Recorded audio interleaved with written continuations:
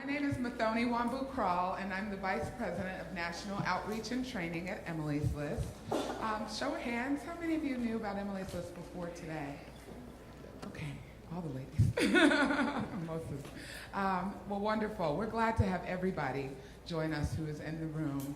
And just a little bit about who we are as an organization. We are about over 30 years old at this point. We are the nation's largest resource for pro-choice Democratic women running for office and the nation's largest resource for women in politics.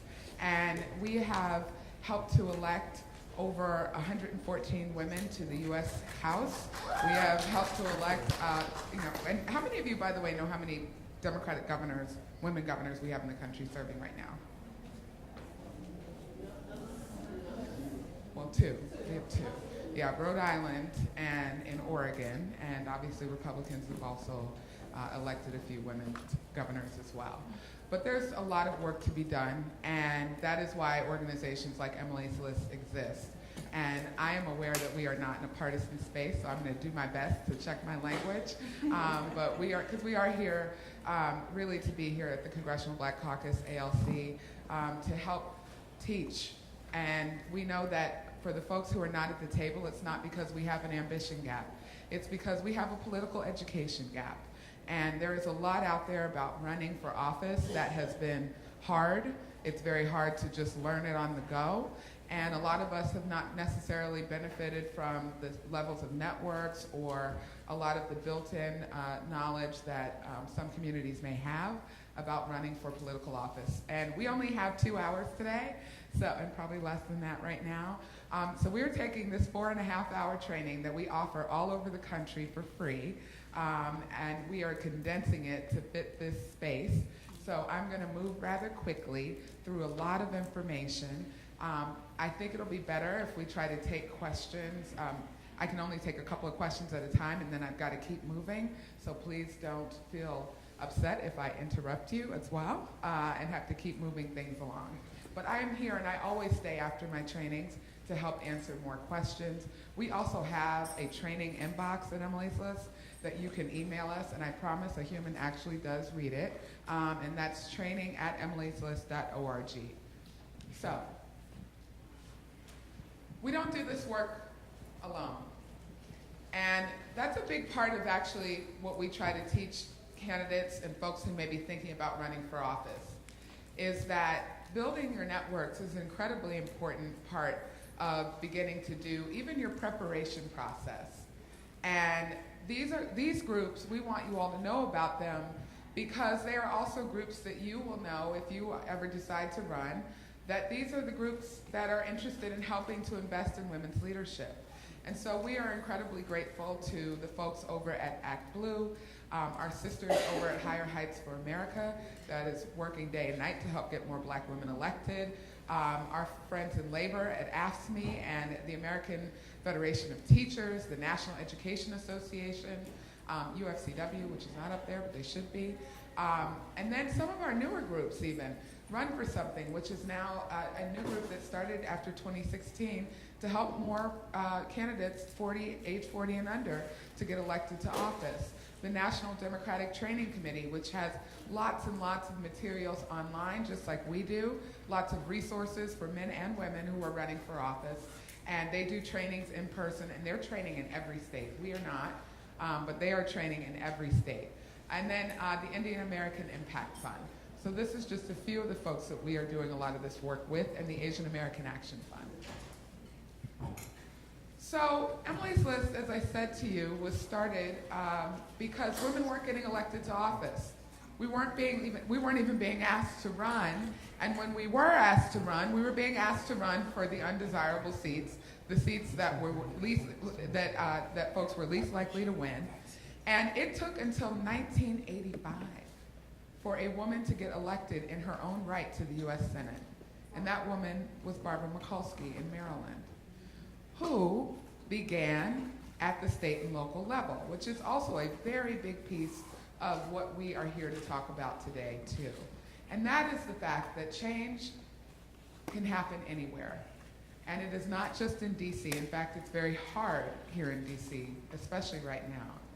And the reason that we are taking these trainings all over the country is we are hoping that folks will run at the state and local level. We need better folks serving on the school boards, city councils, mayors. I mean, who is holding our current president in check?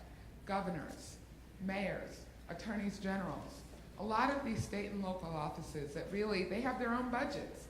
So they have separate power from federal, right? So we, at Emily's List, we work to elect women up and down the ballot, not just federal, which a lot of folks know us for, and don't know that we actually have had a state and local program since 2001. And that is where I came from. I used to work on our campaigns team, and I've been at Emily's List for 8 years. And I'm now our Vice President of National Outreach and Training. But before that, I worked for 7 years on our state and local team. And you know, a lot of folks were actually surprised when I went over to do that, as if state and local were lesser than the federal stuff. And I'd worked in federal for the rest of, you know, a lot of my career. But I was overjoyed to get to work in the state and local space. I said, I'm finally back home. This is getting me right to the root of why I got in politics in the first place. Because when I look at DC, and I'm still looking at a US Senate that is a very homogenous body, I know that one of the ways that I impact that, and this was, again, 7 years ago, we've had a little bit of change since then, but one of the ways that I impact that is by beginning to hopefully help recruit a strong pipeline of women who will be running the excellent service in the jobs that they are doing in their states, and hopefully helping to position them to run for higher office. So Emily's List has, since 2016, we've had some changes going on, right? I don't want to say since the world ended, but you know, it did kind of feel that way. And when we came back in January, and when the Women's March happened here in DC, we decided to do what we knew to do best, and that was to start getting active. So we held a training the day after the Women's March. We had almost 500 women show up, after I'm sure most of them had been up late in community with one another. And they showed up. Half of that room were women aged 45 and under. Half of that room were women of color. And this is when I knew that we had hit a whole new day. And since then, we began building furiously, because we started hearing from more and more and more women. We are up to 40,000 women who have reached out to Emily's List to say that they are either interested in running for office or helping a woman to run for office. So this is completely different even than last election cycle, when I think we talked to a total of 900 candidates altogether. So just to give you a sense of where things are right now. So for the brothers in the room, this curriculum, doesn't matter what your gender is, but it is built by women, and it is built usually for rooms of women. So that is what this vantage point is going to be. That's who the examples are. But I am truly grateful for us to have a full room of folks. So that's a little bit about Emily's List. Any questions about who we are? Okay. So our goals of today's training are to help solidify the decision to run. Is anyone currently running for office? Yes. Okay, great. Stand up. All right, let's give them a hand. Can you quickly? Okay, now this is a quick exercise. And I mean quick. This is not your stump speech. Just stand up, say your name, where you're from, and what office you're running for. Loudly so everyone can hear you. Hi everyone, Mary Paulette. I'm from Fairfax, Virginia. I'm running for Soil and Water Conservation District, and then hopefully to become the first female governor of Virginia. Right here in DC, I live 2 blocks from here, running for local office, advisory neighborhood commissioner. Hey, 08. No way. Keisha Thomas from Fresno, California, and I'm running for Fresno Unified School Board District for my Area 1. Hi everyone, my name is Alicia Blakely. I'm from Savannah, Georgia. I'm running for City Council, Alderman at Large, Post 2.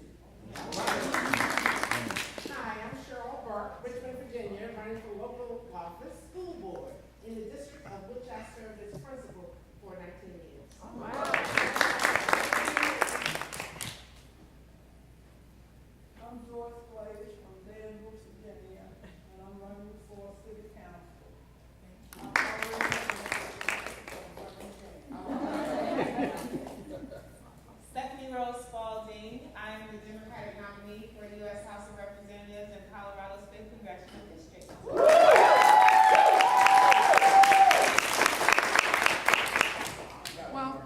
bullet point 1 does not apply to some of the folks here. Oh, so sorry. Go ahead. Okay, I've run 4 times, and I run against Ms. Norton, and I run for the school board, and I run for the council. I was thinking about the mayor of, probably Norton's tough, Yeah. you know, Yeah. it's on 28, but, I like it. Thank you. All right, so for some of you, checkpoint 1 is already done. But for those of you for whom it is not, this is what we're hoping today's training helps to do. And then we want to help you understand how to get your house in order. This is not going to be a deep dive. This is just the real easy starter things that we can do to start to prepare yourselves, even if it's years down the line, which we hope it's not. And then to help you prepare today to take your first few steps to running and winning. All right. So we're going to do a quick icebreaker. In your folders, you all have some handouts. Where's the icebreaker handout? Is it in there? Do we have that? Jess is looking like there is no. So we're going to do it out loud then. Fine. A group activity. Change of plan. So instead, we'll just do this popcorn style. Real quickly. What are the qualities, the background that a candidate needs in order to run for office? What are the qualities or the background that a candidate needs to run? We have to be someone who's authentic. Authentic, compassionate, The ability to communicate. ability to communicate, A good listener. good listener, Determined. determined, Someone has a good story. good Yeah. story, Discipline.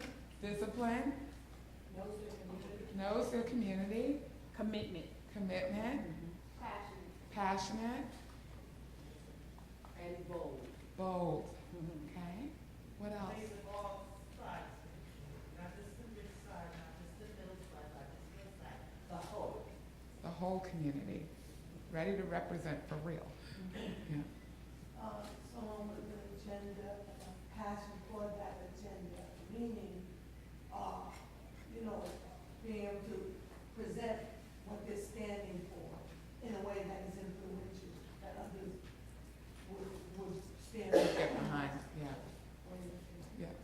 Innovative. Innovative, Well-financed. well-financed, Someone who knows their strengths and weaknesses and is willing to learn off people to help bolster them as a candidate. okay, Someone who's willing to do the same work as everybody else. okay. Someone committed to community. Committed to community, Willing to take risks. willing to take risks, Knows how to take care of themselves. knows how to take care of themselves, Consensus building. consensus building. What else? Empathetic. Empathetic, Knows who they are. knows who they are, Collaborate. collaborator, Even if they don't believe in the issue, they may be the answer to others. Give that person a chance. okay, Let them have a say. let them have a say, okay, yes, Real, genuine concern for the people. genuine concern for the people. Okay, yes, one more. Honestly, they don't take themselves too seriously. But Okay. they do believe them. Okay. Yes. So, oftentimes, we have found, and I found this in particular as somebody who was working recruiting candidates for as many years as I did, that a lot of the women that I would talk to, they had a lot of barriers already in their heads about why not them. It was kind of like I had a yoga instructor who told me that I should think about competing, and I was like, why? No, crazy. Like she wasn't a professional who knew what she saw. That was some years past, by the way. But who knew what she saw. And when people, raise your hand if people have told you that you ought to think about running or that you need to run for office before. High. Raise those hands high. And how many of you laughed it off like they had just told you that you ought to compete for yoga? But these folks don't say these kinds of things randomly, do we? Do we just tell everybody that they ought to run? That is not something that you just glibly, throw out there. People have seen something in you, and they mean it. But unfortunately, what we know at Emily's List is that there are a lot of conceptions, there are some things we have going on in our heads about why not us. And the challenge is getting rid of that. So a big piece of why we do this is to take out the old and fill in the new. And to really begin to go through and look at this like a job process. How many of you have hired folks before? Okay. So when you write a job description, and then you start setting up the interview process, and you start having applicants come before you, do you think that you are going to get every single thing from those people sitting in front of you? Right. So what do you look for instead? Your must-haves versus your nice-to-haves. Your must-haves versus your nice-to-haves. So even if you're not bold yet, even if you are very, very shy or feeling very hesitant or laughing like a mad person, like someone had just told you to compete, as a yoga person, like, do it anyway. There's a lot of this that you will begin to build up. And sometimes we hold ourselves back because we think we need every single I dotted, every single T crossed before we can step our toe into running for a school board seat. So this is what we've got to shift inside of ourselves, and that is what we are here to talk through. We're going to talk about these must-haves. Integrity. I know we're saying the opposite of that, but nobody wants to buy that again, okay? So, integrity. It does not mean never having messed up in life, y'all. Raise your hand if you've ever messed up. Welcome to Being a Human 101. And welcome to the fact that the very things that you may have slipped and fallen on are maybe the very things that connect you better and closer to your community. Do you remember when Bill Clinton used to say, "I feel your pain"? We still want to feel that from a lot of our elected officials, that empathy that we were talking about. That's how a lot of that translates. So integrity means things like transparency. Maybe it means even willingness to share your story. Do not think that because we are not seeing this right now, that we have lost the desire for that as a country and in our communities. Passion. I heard someone say that. I felt like I heard it in a couple of different answers. Because if you don't have passion for the office that you are running for, you will not be able to convince people to give you money. You will not be able to convince folks to come and knock on doors, maybe one or two, but not as many as you need. And how will you convince people to vote for you? Which is why we want to help you make an informed decision. Because every office may not be the thing that actually gets you up in the morning and really makes you want to get out there and hit all those doors and do all of the things and stay on the phones and meet all of the people. It's important to figure out, is this an office that really allows me to exercise the reason why I want to do this, serve my community in this way? And I want you to be imaginative, by the way. I want you to blue sky a lot of these offices, because there are a lot of people doing absolutely nothing sitting in them. They have lacked imagination. They have lacked vision. And so I don't want you to count out what a water board could be for your community, you sitting on that. Do I have any Californians here? I had a sister in one of my trainings who was like, water is power in this state. Yeah. And we need good people to protect this incredibly important resource. And we particularly need more folks of color on these kinds of boards. Our communities are the most trod upon. So we have to have imagination and vision for these state and local offices around all of the things that you can do in them. Energy. You gotta have energy. There's no other way around this. You have to have energy. And guess what? Some days it'll be low. That's all right. But I want you to really start out at the beginning, excited, energetic, because you have to do a lot of meetings. You have to talk to a lot of people. there is a lot of work. We are not trying to trick anybody into running for office. I want to inspire you. I don't want to trick you.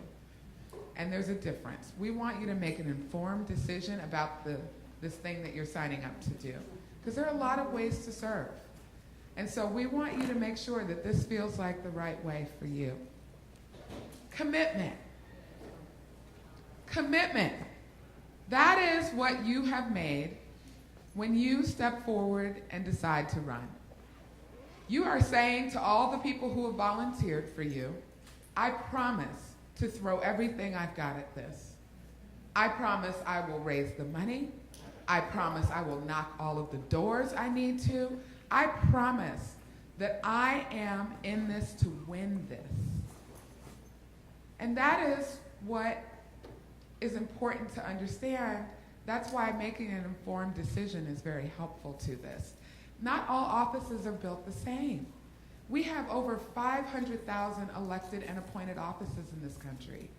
So perhaps running for the state legislature because your state capital is 4 hours away from you is not the right fit for your life right now. But running for a city council or a town council where you go down the street may be a better fit.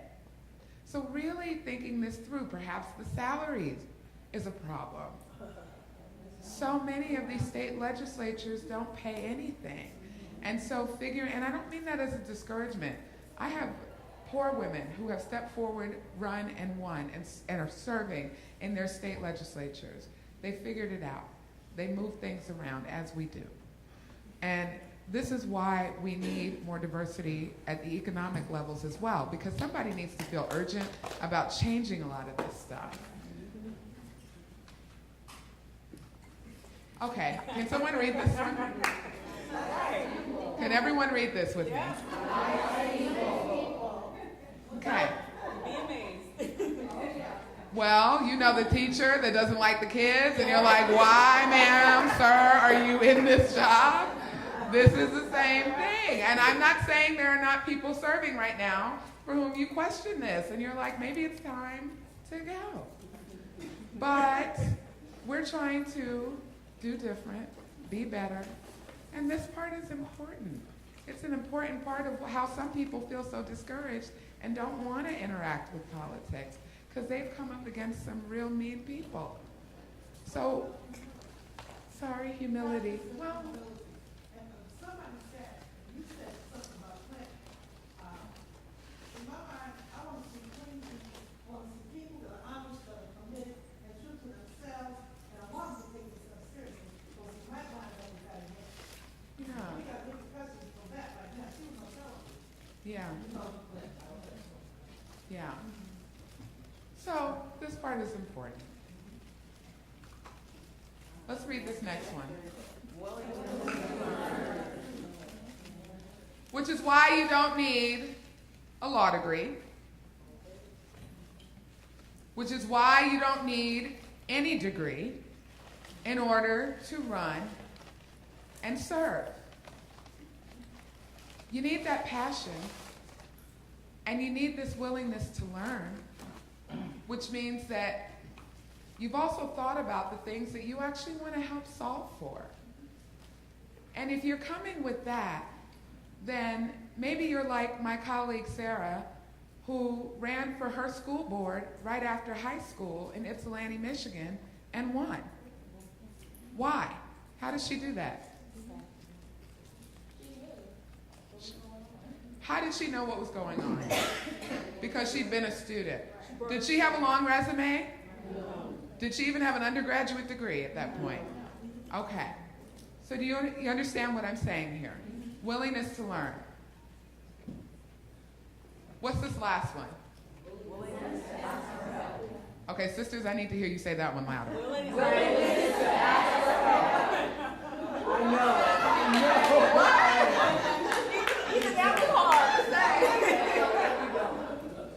I've been doing this work a long time, y'all. Yeah. This is where the money comes in. That nobody wants to pick up a phone and actually ask anybody even for that dime. But going back to that commitment, is running for office raising money for yourselves? No. What's it for? Your vision. For others, your platform. All of that. Then why is it so painful for us to do it? We so used to doing everything. Okay, so this part is the part we're going to keep working on, this willingness to ask for help. That's why it's not you at 2 a.m. in bed with your laptop doing all the jobs that you should be delegating out to somebody else. That's why you have to build a team. You have to be willing to ask for the resources. Running for office is asking a lot of people to be a part of our campaign. This is how we build a people-powered campaign, y'all. We have to have that willingness to let people in. And finally, what's this last one? Together. Self-explanatory, right? Okay. So with that, before we even move on to the next section where we kind of go through what the job description does look like, we're going to have somebody speak who has been hired by the voters over and over again. Senator Booker has decided to come by you all and bring a couple of remarks to welcome us here, and we're so excited to have him.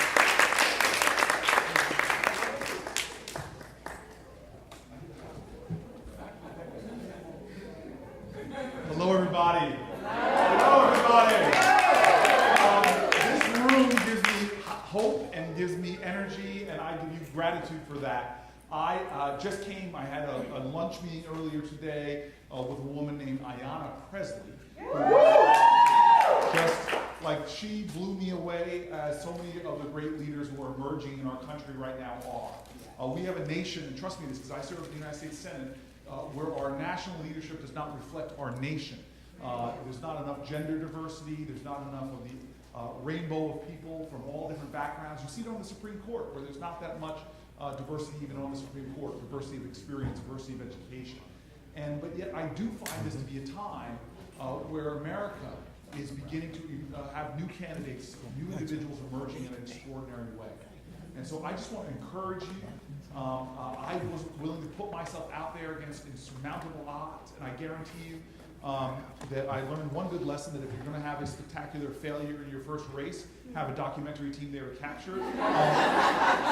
Because my first big run was made into a movie called Street Fight, which was nominated for an Academy Award, and then, of course, ignominiously, shamefully lost again to March of the Dagenham Penguins. But if you ever want a story of hope and jumping out there and taking on all the odds, take a chance, watch that documentary on Netflix or wherever, I think it's even online.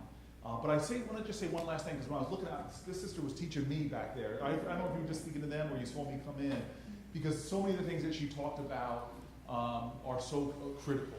Being able to have enthusiasm, being able to have, which is energy and passion, to know why you're getting into it. But I want to pick one thing off that list and just talk to you about what it means to me, and then I'm getting off the stage because I think your professor here really is the one that deserves to be up here. But I want to take the one likes people and really tell you, maybe go a little deeper than that. I still live in the district where the people elected me the first time ever. I'm the only senator that lives in an inner city community, low income, below the poverty line is our median income. But I live in a spectacular community. I always say I got my BA from Stanford, but my PhD from the streets of Newark. Because some of the greatest American heroes I met live in my neighborhood, are the greatest teachers. The one on the 5th floor of the projects that I lived in for about 10 years when I came out of law school was this incredible human being that just taught me all about campaigning. And one of the things I learned from the people in my community is this lesson here about likes people. This simple truth is you cannot lead the people if you don't love the people. And so I just want you to know that that's what we need in America more than ever, is a rekindling of true love of community, true love of folk. Because folk can see that. The second, you all know this because we've all encountered it. You can tell right away, shaking a person's hand. My mom told me this all the time when I was growing up, or when I was first getting into politics, that who you are speaks so loudly that folk can't hear what you say. And if you come up with an authentic love of community, love of people, people feel that right away, and it disarms folks, and they connect with you. I won my first race because we knocked on thousands of doors, one-on-one conversations, running against somebody who was 40 years my senior, had been in office for so long. He got the same amount of votes he always got, but we got a whole new electorate to come out that hadn't voted before, or usually in city council races. And so I just want to really call upon everybody in this room. We really need to create in America more than ever a beloved community again, where we understand that patriotism is love of country, but you cannot love your country unless you love your fellow countrymen and women.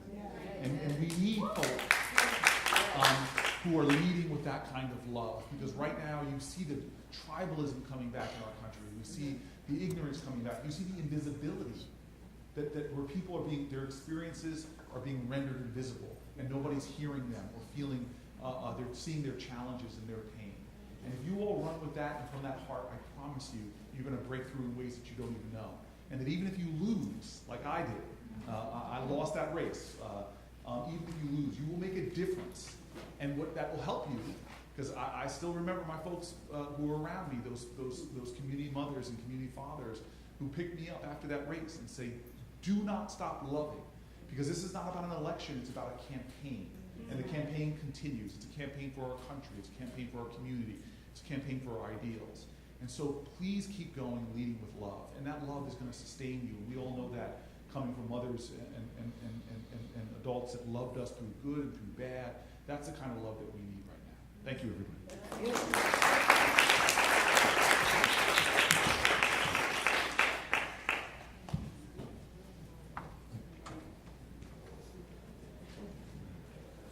Okay, that was so special. We thank the Senator again. Thank you. All right, it's hard to pick up from there because we're feeling real inspired. I'm like, whoo, okay. All right, so moving from that to some examples of folks who have picked up and are running. And when we talk about what our country needs, what our communities need right now, we need more diversity than ever. We have seen what the reverse of that has done. I'm talking about the fact that even when I was living in Washington State, there was literally one elected member of the state legislature who was a teacher. Even while education was at the center and was one of the biggest pieces of policy that was moving, one classroom teacher elected to that state body, and who had to fight a lot of folks who thought they knew a lot about education, but had none of her perspective. Imagine what it would look like if she'd had more of her colleagues there inside of those elected offices. So we need more folks from different life experiences, different lived experiences, more activists, like our sister Lucy McBath, who's running in Georgia, who lost her son tragically, Jordan Davis. But she has taken all of that and become one of the most outspoken gun reform advocates, and is now, she started out running for the state Senate, by the way. And then the shooting in Florida happened, and she decided she was running for Congress instead. Our sister Lauren Underwood, who was a registered nurse, like our sister Jennifer Carroll Foy, who was part of the class of amazing freshmen and women who were elected in Virginia in 2017, a graduate of the Virginia Military Institute and an incredible rising star. Like our sister Johanna Hayes, who just won in a crowded primary in Connecticut, representing a non-minority majority seat, by the way, although all those terms are about to be wiped out, flipped upside down, I know. But a social studies teacher, and she's going to Congress. That seat is pretty much a Democratic seat, so that's done. But imagine if she hadn't stepped forward to do that. She has never run for office before, but she was Teacher of the Year in her state. It's pretty incredible. We need more folks like our single ladies. Do I have any here in the room? What is our tax structure based off of right now? The institution of marriage. There are a lot of people living off of your backs right now because we have this lopsided taxing system. I need somebody to get in there with some urgency, representing what it means to be single in this country and to start turning some things around. Moms. Do we have any moms in the room? Me too. Yeah. This Sister Christine Reeves, who I'm showing here, she actually started running her first race when she was pregnant. And she got a lot of comments about that from her own colleagues inside of her Democratic Party, looking all at her baby bump and asking her whether this was the right time. They'd only fired her up, don't you worry. And she's an incredible member of the Washington State House. Like our sister Stacey Abrams, who's running for governor of Georgia, a self-professed introvert. Running for office is not just for the extroverts. But it can feel that way. And it can seem that way, which is why we gotta shout all this stuff out. And we really gotta call it to the forefront about what it means when you don't feel like maybe, you're fit to serve. We need more LGBTQIA++ folks running for office, like our sister Pat Spearman, who is a Nevada state senator. We need more women. We need more women of all abilities.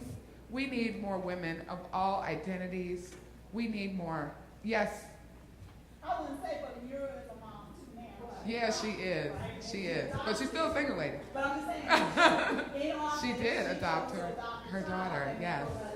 No, absolutely. There were a lot of thoughts. But there were a lot of people that were really excited.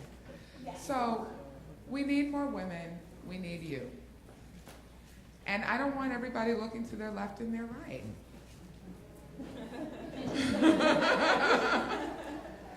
You. So how do we get ready? How do we get ready? We start with the questions that only you can answer.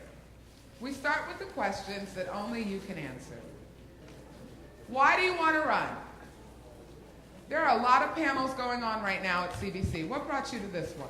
You didn't know me. You didn't know how fabulous I was. So what brought you to this one? Because you're running. You said how to win. And how to win, right. Run to win. So why do you want to run, though?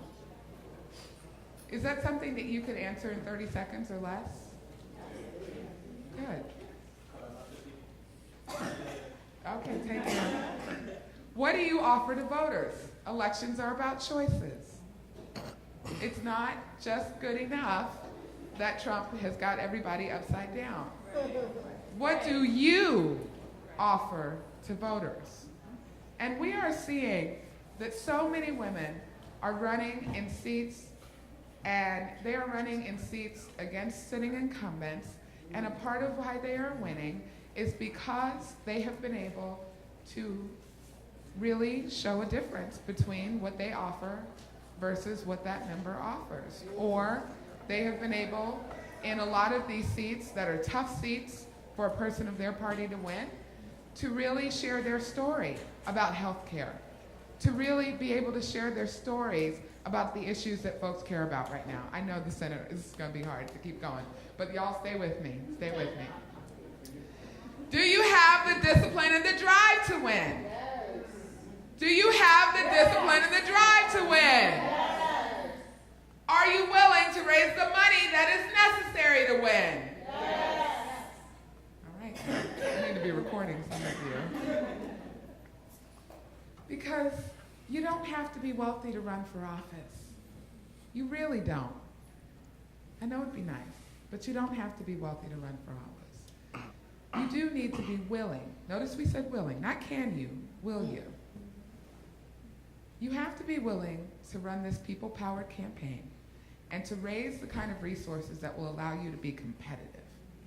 That is what you need. And that looks different in every kind of race. There's no one number. All right, so our research process, right? So now we're going to start digging in. We've asked ourselves these questions. We've got a sense of the answers. We're starting to feel stronger about the decision to run. For some of us, we're reaffirming our decision for running right now and feeling real good about it. And now, for those of you who are already running, I want you to use this next section as a chance to do a little bit of an audit. Because some of us just start running because like the opportunity just showed up. And you hit go, and that is not wrong. But sometimes you get opportunities like this now to go back and to take a look at this and to think about some things. Because the research that you need to do is both an online and an offline process, right? Is the seat open? Why do we ask ourselves that question? Why do we care? Incumbents can be more difficult. Incumbents can be more difficult, period. Even for the women like Ayanna who have beaten a sitting incumbent, it took everything she had. I mean, this was a tough, hard-fought, well-run primary. But it meant that oftentimes she didn't have certain organizations with her. People who were with her for her city council race weren't necessarily going to be with her in the race against the sitting member. So what do? You have to reshift even where your resources may come from, where you are going to lean on for your support, all of those things, right? So this is just about the planning process, y'all. And about setting your own expectations. When you are challenging a sitting member, it's so risky that a lot of folks won't get in there. And you have to show and prove, and maybe some people will break at the end, but a lot of this will be about your posse that you've been building that is there with you. So is the seat open? And it's also a question about whether the voters are hiring. Are they discontent with whomever is there, or are they ready to see a shift? And if it is open, what is it that we need to prepare ourselves for? If it's an open seat, if there's no incumbent in it, what is likely to happen? Crowded field. Lots of folks. Everybody going for it. So then you're running in a tight primary. I've worked on city council races in really tough primaries where literally the godmother of my candidate's kids was with our opponent. It's like, that's how it gets when it's local politics. It's real village. It's really your family, friends, all of that. It's a little bit smaller, and it's kind of like, it gets real hard. So you got to prepare yourself sometimes for that. What is the history of the seat? What do we mean by that? Like Republican or Democratic or Independent, how does it break? Absolutely. What else? Also, how long has the previous person been in office? How long has the previous person been in office? Why does that matter? Well, how entrenched is the person just retiring, and then there hasn't been, is everyone still happy with kind of how it's been? Yeah. Or has this been something that's been turned over each kind of election season? Okay. Anything else around history that would be informative? Office was a female or male. Right, who are voters used to voting for? The issues affecting that district. Absolutely, right. All of those things, we want to be doing our research. And we really should be like writing this stuff down and really putting this all into our calculation. Any important changes? What do we mean by that?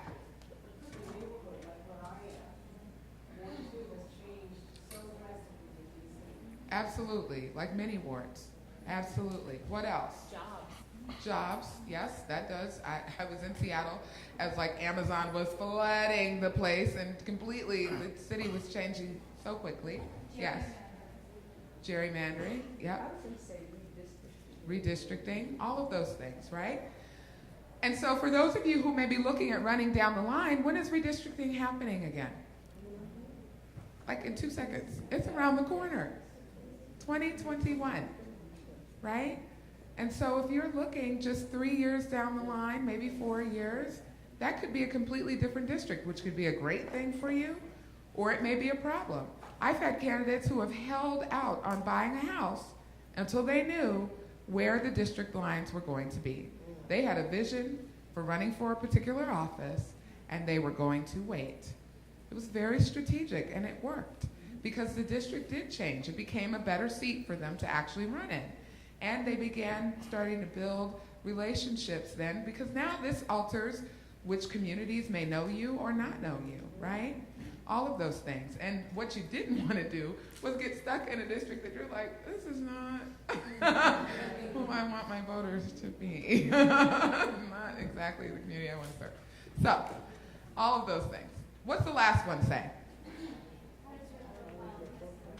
What's the last one say? How does your profile fit the race and place? How does your profile fit the race and the place? Is this a question we should answer all by ourselves? We are not always the best judge of the answer to this question. How does your profile, what do we mean by that? What do we mean? Your education, your background, your personal politics, your progressive. Like all of this. Yeah. Yeah. All of these things.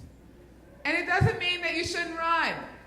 The answers to these questions, most importantly, does not mean that you should not run. I'm saying you need to know, and I want you to make an informed decision about the commitment that you are making. So these are all really important questions to think through as you are starting in your planning process. All right, what are some of these other ones? Where are the applicable election laws held? Where are they usually held? Where do we find those? Why does it even matter? They do govern your election. Well, hey, here's the thing. We've had candidates who have actually not gone and looked. And here's the thing about laws, they change, right? So they have old filing deadlines in their minds. They go to file, and they can't even file under the party that they wanted to file because they missed the filing deadline for that. So now they have to like run as an independent or something else.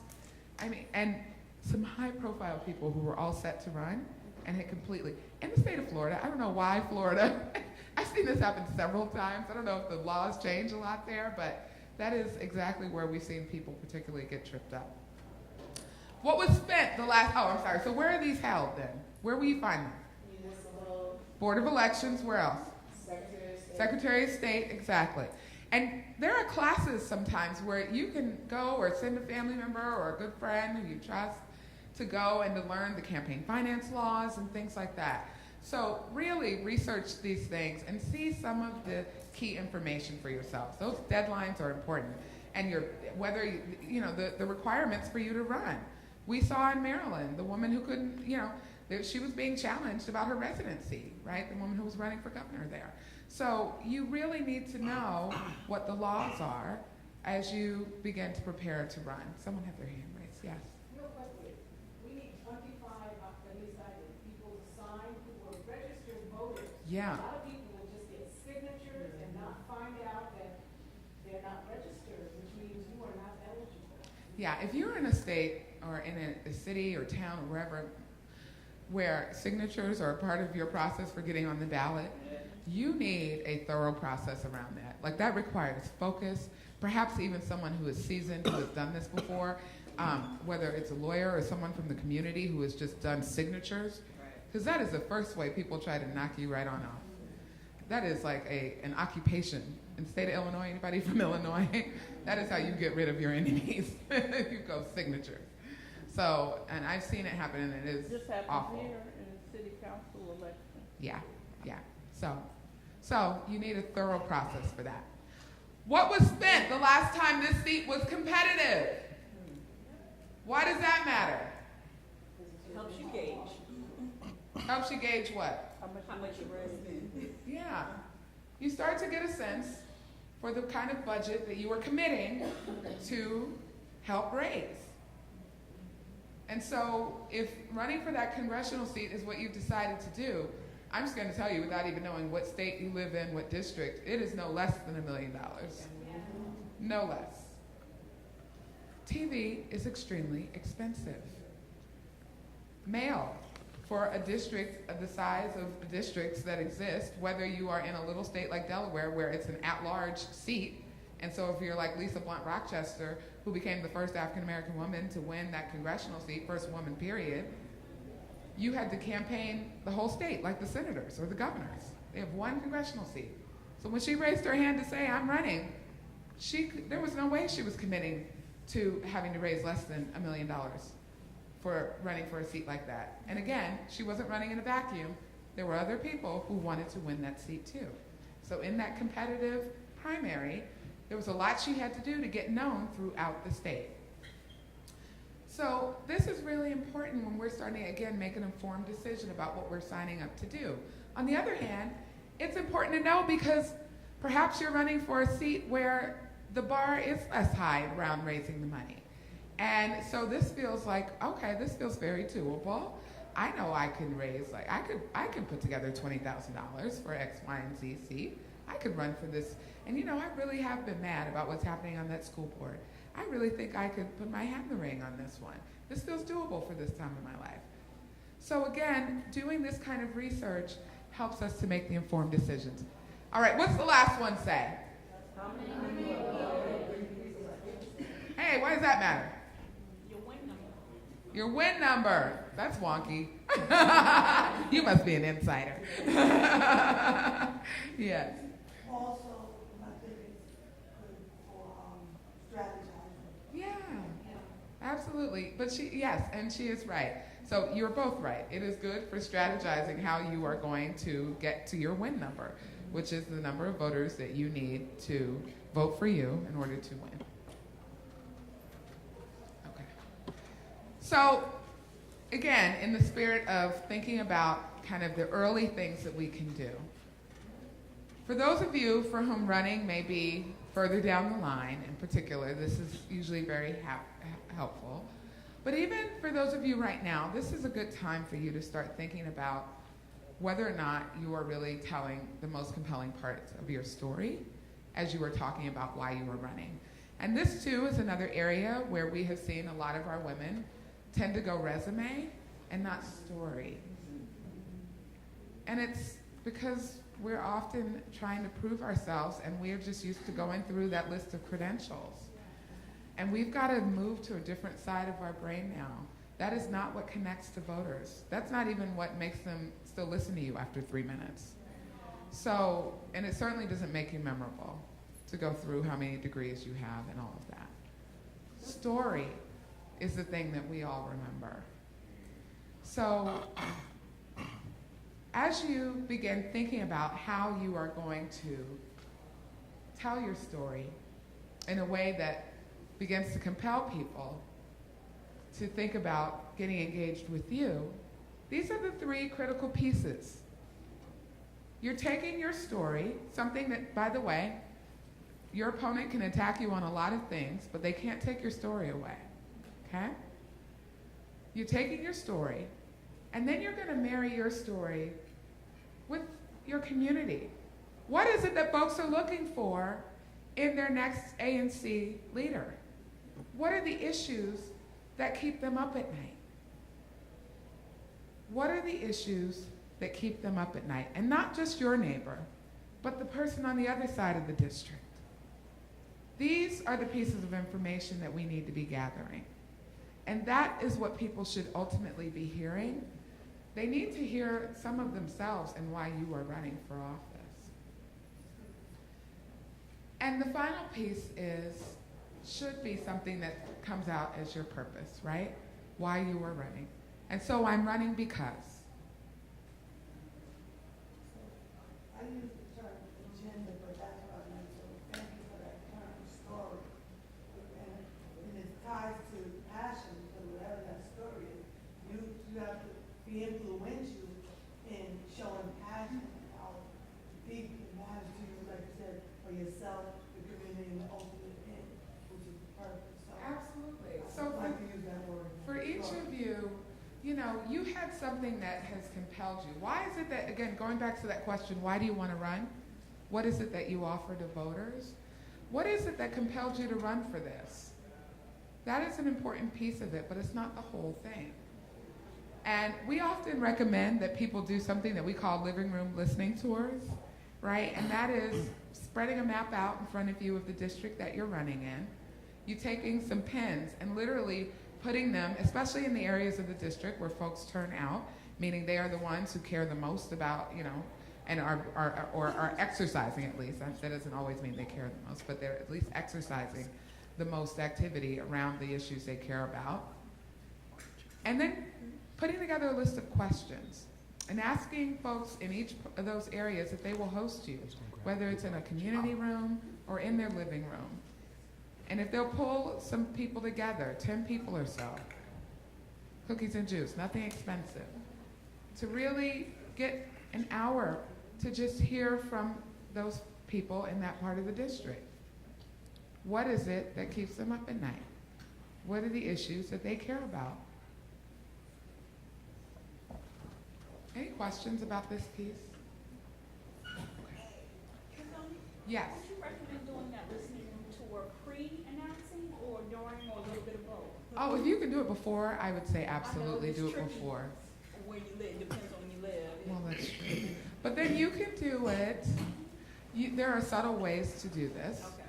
And maybe it's not a formal listening tour per se, but maybe you then take that map and you start setting up one-on-one coffees or cocktails, whatever, and going and just sitting down with somebody who has a lot of knowledge about the district or the area. And as women, we kind of have a little bit of built-in advantage there because oftentimes the folks who are super active around those things, at least when I was in Harlem, it was a lot of the ladies that controlled access to the buildings and who also knew a lot about what was on the minds of the folks in the community. Some other early things that we can begin doing is thinking about your brand. What do we mean by that?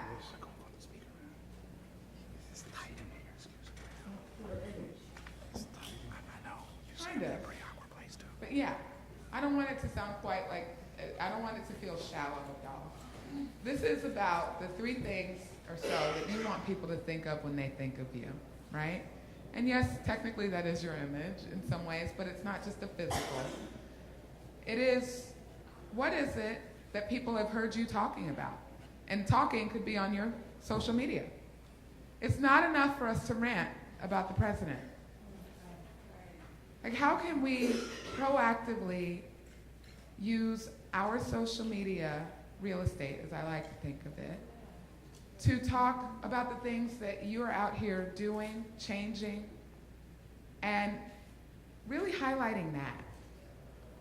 So there are ways for us to get more intentional about how we are showing up online, how are we showing up in person, how are we showing up even before we're running for office. I will give you a quick example. A friend of mine ran for a county seat in California, and I was Googling him because I wanted to donate to his campaign. And while I was Googling, looking for his website, I saw a bunch of articles come up about him. And so I just started reading them. And some of them dated back to 2013, 2008. And I was like, man, this cat has really been doing the work. He is seriously, like, all of these articles are him doing some community this, community that. And his story is consistent. His story about having been adopted and how, like, that whole process shaped his relationship to government and why he's so passionate about having it work for people. He knows how critical it was to the type of life he was able to then live. And then again, with his aging mother and his other mom who had severe disabilities. So I just say all of this to say that even if you are younger, or even if running for office feels further down the line for you, being consistent and starting to think about how you intentionally show up in spaces, it's never too early to start doing that. And it's not too late to also begin to pivot. If there are things that you want to do now to drill in a little bit more, there may be a lot of things that people may not know about you. They may not know how passionate you are around certain issues. So you've really got to start to put that out there. And there's a lot that you can do, again, especially with social media, to begin to shift even the way your own family members and friends think about you. So this is really important when we start thinking about building your brand. So starting with online, do you know that you can start reserving your domain names early on? So you can start to own your own name, .com, all of that. Because we've had a lot of candidates right now look up in the middle of a race. They haven't bought enough versions of their names on the domain names, and now their opponents have bought it instead and have posted a bunch of opposition information about them. So if people are Googling them, go to that, and all they find is negative information about that candidate. So these are some of the important, when we are playing chess, not checkers, that we need to think of when you are in the power realm. You are competing for something that somebody else wants, or having someone like you is problematic for another person, an organization. Never underestimate that. Set up Google Alerts. What is that? Every time you're mentioned or your issue is mentioned, you'll get an alert. You get it in your inbox. And you don't even have to have Gmail, right? You can have any kind of email, and you can set up a Google Alert, and anytime your name, and especially if you're Mary Johnson, there are lots of Mary Johnsons out there, and if that Mary Johnson has just gotten into a DUI, and perhaps, you know, a blogger, and I'm not trying to stigmatize that, but I'm just saying, so that perhaps there's a political blogger out there who now writes this thinking that it is you. So it's really important that you have something that, and this is free, for you to get these alerts around your own name. And if you have a name like mine, you spell it all the different ways people like to spell it. You want to update your LinkedIn. Why? I know none of us really uses that, but some do. But why would we update our LinkedIn? Yeah, when people Google you, what are some of the things that come up first? Right, that thing comes up first. And by the way, this is not the time then. If you have the exaggerated version of your resume up there, I need you to pull that down, and I need us to do some fact checking right now. Let's just clear that on up. If we were 4 credits shy of that degree that we don't need in order to run for this office any damn way, then why get caught in a lie, right? Because it really does go back then to that integrity piece, and it does challenge you. And we have had several candidates get dinged on on PhDs that they hadn't finished, master's degrees that they hadn't finished.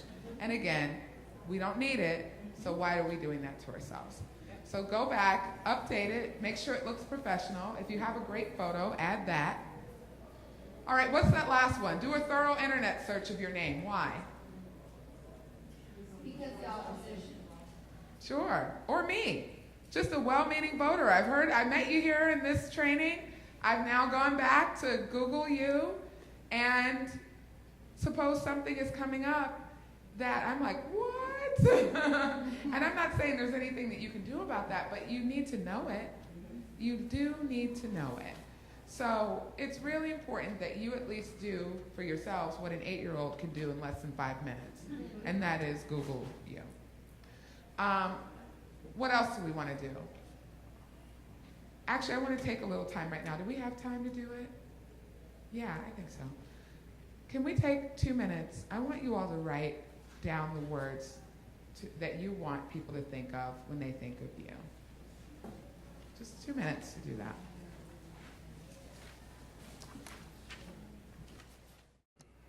And you think about what you may put on Facebook or Twitter or Snapchat. Does it reflect the words that you just wrote down?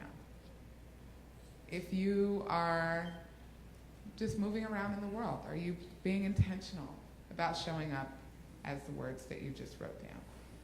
And really now starting to get even more, building a little bit more into that, right? So not just simply showing up as that, but really starting to build some plans about how do you begin to do more around that? How do you get more active around that? Again, so for those of you, especially for whom running is down the line, that's great.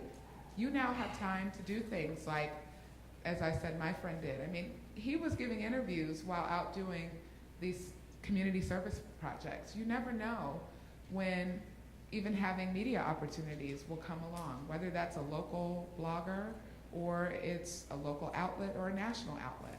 There's so many activists in this room who are oftentimes being approached and talked to. And so keeping in mind those words that you're thinking of and what you want to project as you move forward. Okay. You can, in other words, even start brainstorming online content that highlights how you want to be described. right? And so getting proactive about really getting out there so that folks know. And then the other things that we can do, use all the apps to post on-brand content. That's also easy to do.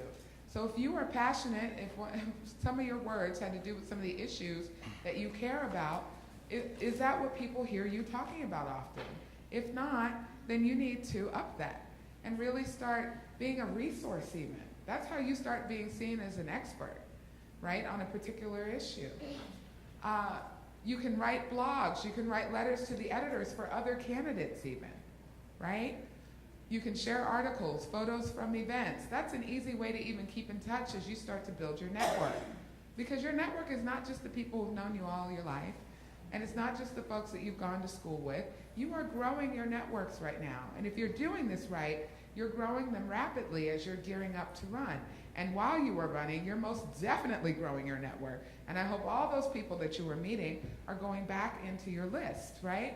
But then they should constantly be hearing from you, for those of you who are running. And then you want to build a website when you are running that really shows you off. Yes? For those of us who might not be as kind of up on that, so what you said use all the apps to post on-brand content. Yeah. So can you give an example of what you mean by that? Yeah, so I'm saying, well, sticking to your brand, that's what on-brand means. So whatever it is. Use all the apps to post. Oh, your apps. Yeah. So like your Facebook, like Twitter, Snapchat. It's not really me either. I have one medium and I stick to it. So, but you post on-brand content. Yeah. When you say on-brand content, like where's the content? Am I creating the content? The content is created by you. So whether it's the places that you go, right? So I talk about women a lot. That is a part of what I make sure that my Facebook reflects is this work. And really highlighting a lot of the work that we are doing and highlighting the extraordinary women that are out there, or if I'm at an event, standing by these extraordinary women. Like, there's things that you can do. Yes, vary it up too, not just articles, day after day articles, but like you out there doing what it is that you say that you love or the things that you care about and sharing that out and talking about that. Does that make sense? It does. Just maybe not as comfortable doing it, but okay. Oh no, I share your discomfort. You just need to find one though. And it may be a slow process for you.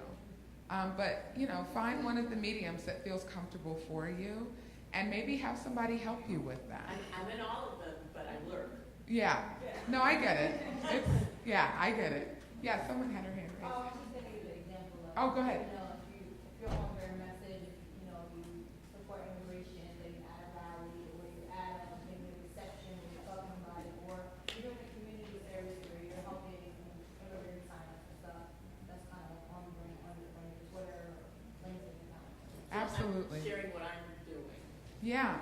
Well, because you got to get comfortable with it. You will miss so many voters. This is where they live now. And so not being there is just almost not existing. You're off the radar at that point. And when we need you on the radar, and we even need you to get your own community of people to start getting like, oh, wow, she's really, okay, moving and around all of these things. They'll notice when you start turning the volume up a little bit more. Okay. Yes. I just graduated my master's in marketing, and I'd be happy to speak with you after and help you. Well, look at that. Yes. But though I've noticed a trend, some candidates will even opt out of creating a website and just do Facebook or, some kind of social media. Yeah, I wouldn't advise it, but yeah. I would not advise that. You should have something more substantive where people can eventually come. And I'm not saying at the very beginning of your campaign, you're not going to have your whole platform up and ready to go. So that's why these social media platforms are great. You can have something that's like light and it's there, but at some point you should build it out with something, your website out with a little more substance for folks. Okay.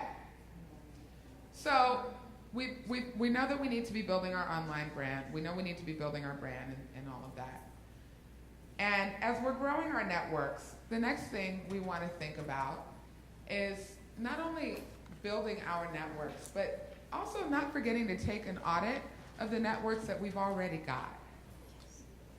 And oftentimes, that network is the one that you will be communicating to first. That's the first that's going to hear you now turn the volume up a little bit more around the issues that you care about. And they're also the people who will be the sources of your early money. They are also the people who will begin sitting with you, perhaps even in brainstorming sessions. So really beginning to be, again, intentional about how we are showing up, but also recognizing what we've already got. This is why you don't have to be wealthy to run for office. But you gotta have a posse.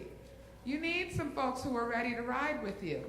And I know that you have that, because you don't get into a room like this if you're just not that kind of person. Like, you would bypass this panel and keep moving to something else. There's something about you that if you are looking at running, it's because you likely are a community person. So raise your hand if you've ever been a faith-based leader or active member of a faith community. Raise your hand if you've ever been involved in school organizations. Raise your hand if you've ever volunteered regularly. Raise your hand if you've ever been a union member. Raise your hand if you've ever been active in a sorority. Raise your hand if you've ever been a community organizer. Do you have a network, y'all? Okay, because you were looking real blank when I was talking about this before. Can you pull together a team of supporters? Yes. You do not have to be wealthy to run for office, but you need a team, and you all already have that. And I want you to see that in yourselves. Because, again, for a lot of our candidates, they feel intimidated by a lot of these races. Okay, you haven't lived in that district for, 5 generations. So what? If you've been rolling up your sleeves and gotten active in that community for the year that you've lived there, it is not a problem that you are thinking about taking that first step and perhaps running for an office there. So you don't have a lot of money, and the race that you are looking at is the type of race that costs a lot of money. But you've got this. You have to be willing now to ask those folks, though. So again, I want you to recognize what you've already got. We already know that, as Emily says. We know the folks that come into our rooms are folks that have the networks. You've been doing the work. You're out in the community. You're community people. And now we got to take it that step further. And now we're going to grow that team. We want more people. We want more networks. We want to know more people on the other side of the district. We want to get to know more folks, perhaps around the country even, who care about the issue that I care about. Maybe they'll even help to inform my position a little bit more. So we want to grow our team, which means that we are going to be networking with a purpose. And what do we mean by networking with a purpose? Because we throw around networking a lot, but what do we mean by that? Connecting with individuals who can possibly help you in the areas where you might not be that. Like this, right? That little piece of magic that just happened. Yeah. So we are going to not only just show up in rooms, y'all. What is your most valuable resources, candidates? Your time. What's your most valuable resources, candidates, as a candidate? Your time. Your time. It is the one thing that you cannot replenish, y'all. And so I can't have you wasting your time. As somebody who I've worked on a lot of campaigns. It's been my entire career. And what I cannot do is have my ladies, or men sometimes, walk into these rooms, shake hands, walk back out, and nothing happens with any of the people that they just took an hour to go and meet. I need those cards. Either he or she or me needs to be writing notes on the back of those cards, which is also why it helps sometimes to have people go with you, candidates. When you are going now to all of these events, have someone come with you so that you can keep moving and they can be noting who these folks are. You cannot do this all by yourselves. You got to be willing to ask for help so that you can be efficient with your time, so that you can get out here and meet the kind of folks, build the type of formidable network that makes you informed, that makes you dangerous. No, I'm just kidding. But, able to then pull together around the issues. You go and get into that office, and then what?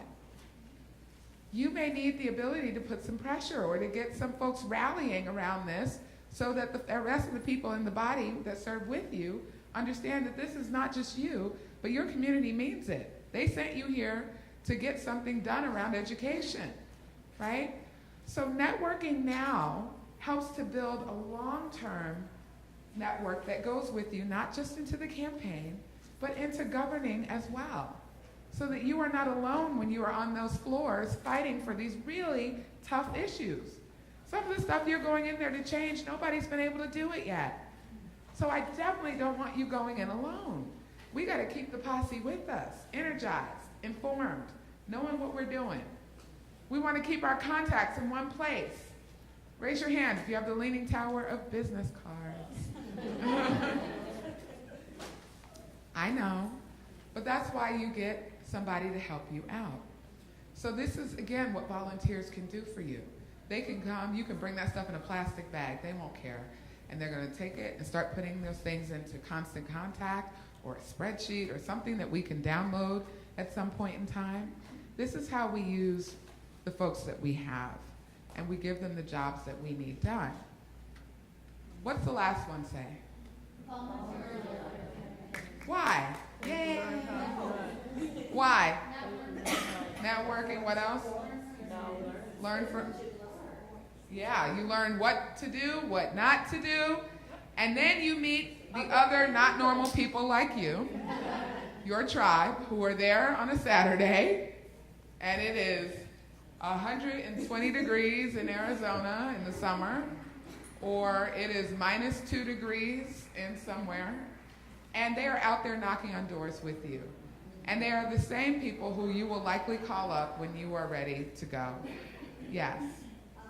That last one is why I ran for office. I was volunteering in so many people's campaigns. Yes. And there was an office that came open, and I couldn't get anybody to run. So I said, oh, well, Did you just do the Dick Cheney and say, oh my goodness, I couldn't find another vice presidential candidate, sir. I guess it's got to be me. But I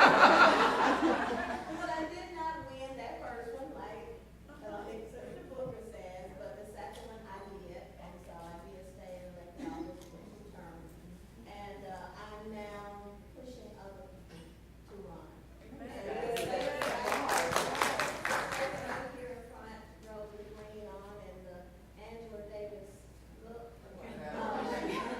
We're here trying to make sure that we can do something for other women in Tennessee to help them to run.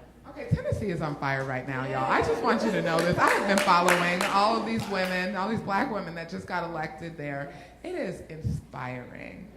So I'm loving it. That is exactly right. And frankly, we find this a lot, that a lot of our women who have worked on campaigns or have worked behind the scenes, and especially right now, a lot of activists are saying, okay, maybe I need to get out from behind, and maybe it is time for me to serve in this forward-facing position. And I'm saying, hell yeah.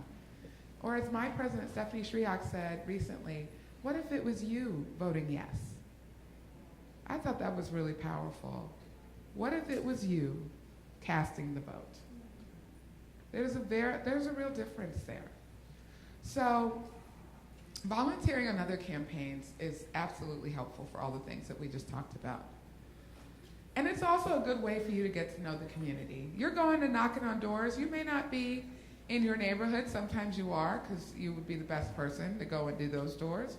But sometimes you'll start moving around. And so especially for those of you who may be new to an area, this is a great way for you to begin getting to know this community. You're getting to know the active voters oftentimes, and really hearing firsthand what is on people's minds, because they will tell you these doors. So volunteering on other campaigns. What are some other ways for you to get to know more people and to build your networks? Religious organizations, absolutely. My church, that was a big way that we built community. Campus clubs, for those of you who may still be in school or even in graduate school. Wait a minute. Your labor unions, please be careful, yes. Community service and doing that. So you don't have to be that candidate that has just moved to a place and folks feel like they've never seen you before, but you're running for office. There are lots of ways for you to really roll up your sleeves, get involved, and really get to know the community.